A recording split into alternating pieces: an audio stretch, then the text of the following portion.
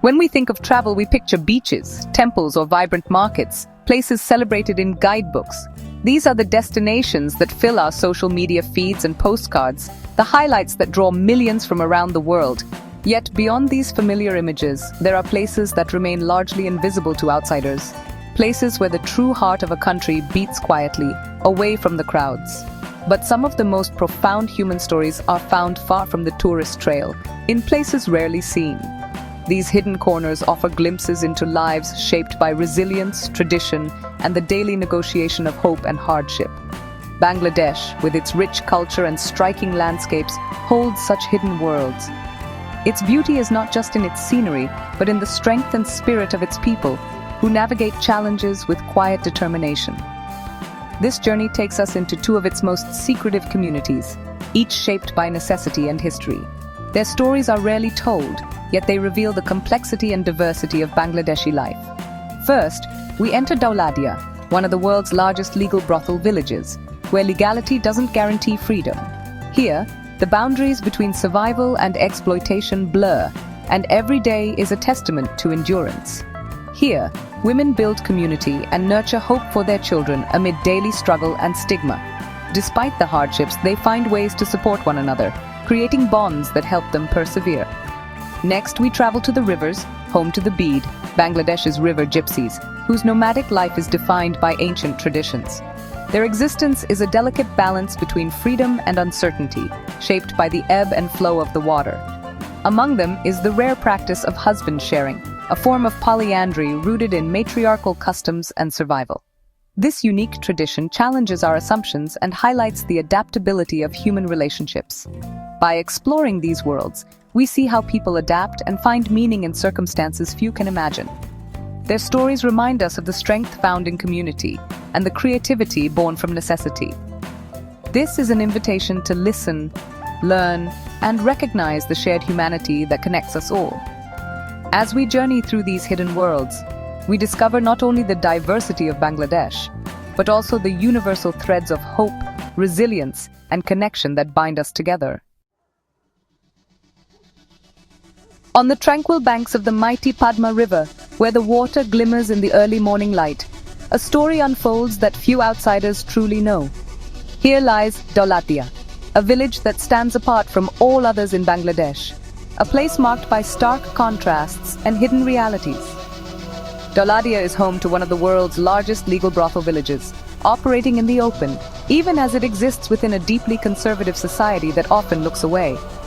But legality here is a fragile shield. For most, life is shaped by grinding poverty, relentless stigma, and a sense of isolation that seeps into every corner of daily existence. Daulatia's roots stretch back to the days of river trade, when the Padma's currents brought travelers and commerce. Over time, it became a permanent settlement for women drawn or forced into the sex trade. Today, more than 1,000 women and children call this place home, creating a self-contained world with its own unwritten rules, rhythms, and fragile economy. For many, Daulatia is a paradox, both a prison and a sanctuary. It confines, but it also offers a sense of belonging, a rare community for those who have nowhere else to go. The law states that sex work is legal for women over 18, and official documents are required. Yet the reality is far more complicated and often much darker. Many women arrive here not by choice, but through trafficking or coercion. Paperwork and legalities often serve to mask deeper exploitation and suffering that goes unseen. Despite its legal status, Daulatia remains an island, cut off, stigmatized, and misunderstood by the world beyond its borders. Yet within these contradictions, a complex, resilient, and deeply human community endures, finding moments of hope, solidarity, and dignity against all odds. Mornings in Daulatia begin with chores, washing, cooking, caring for children, in cramped, shared spaces. The day starts early, as women prepare for the long hours ahead, juggling household duties with the demands of their work. Children play in narrow corridors, their laughter mingling with the sounds of daily life, while mothers try to create a sense of normalcy amid the chaos. The women, whether madams or workers, live in tiny rooms, their earnings quickly consumed by rent, food, and debt. Privacy is rare, and every rupee is carefully counted. Many must hand over a portion of their income to landlords or brothel owners, leaving little for themselves or their families. Debt bondage is common, trapping many in a cycle they can't escape. Loans taken for emergencies or to support loved ones often come with high interest, making it nearly impossible to break free. The weight of financial obligation hangs over daily life, shaping every decision. Health risks are constant, and while some NGOs offer clinics, access is limited. Many women face untreated illnesses, and stigma can prevent them from seeking help. The lack of regular medical care adds another layer of vulnerability to their already precarious lives. Violence and social stigma weigh heavily, with many women shunned by their families and society. Isolation is common, and the fear of abuse or discrimination is a constant shadow. For some, the pain of rejection is as harsh as the physical dangers they face.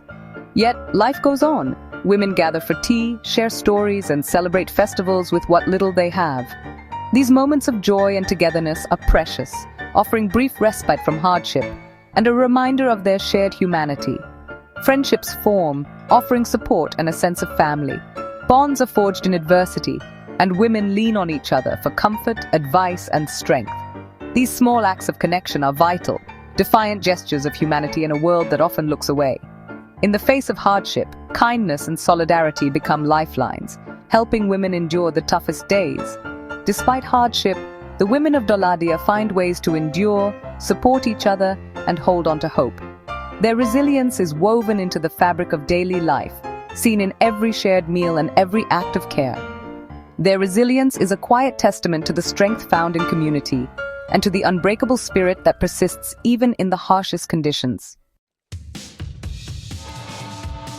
The children of Doladia grow up in a world of cramped shacks and uncertainty.